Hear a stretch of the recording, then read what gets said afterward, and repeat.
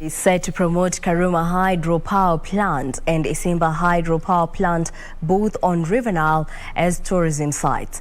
The Uganda Tourism Board and the Uganda Electricity Generation Company Limited, the manager of the power plants, have signed a partnership to market the 600 megawatt Karuma Hydro Power Dam and the 183 megawatt Isimba Hydro Power Dam as a superstructure tourism projects. Here are the details of these and other stories from the African continent.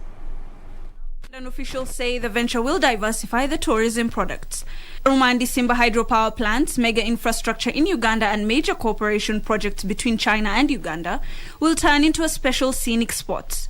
Karuma is one of the largest underground hydro power plants in the East African region. The power plant, which is still under construction, has an underground powerhouse, tunnels, and neighbors the Murchison Falls National Park, one of Uganda's premium tourism sites. Isimba neighbors Jinja, which is the source of River Nile, a key tourism site.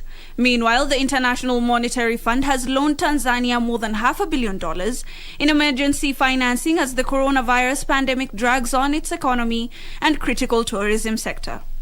The IMF approved $567 million in COVID support for Tanzania, which until recently was an outlier in the global fight against the coronavirus, and dismissed the gravity of the disease. The Tanzanian economy slowed to a 4.8% in 2020 as travel restrictions battered the tourism sector, a key earner in the country. The IMF said the pandemic-induced economic downturn had increased poverty and unemployment and increased debt risk. Finally, South Africa recorded a fourth consecutive quarter of economic growth between April and June, while warning the current quarter could be less rosy because of violent looting in July. The continent's most industrialized country saw its gross domestic product rise by 1.2% in the second quarter of 2021, following a 1% increase in the first quarter over the October to December 2020 period. GDP plunged when authorities implemented a first-hand lockdown in March last year, closing borders and shutting non-essential businesses for over a month.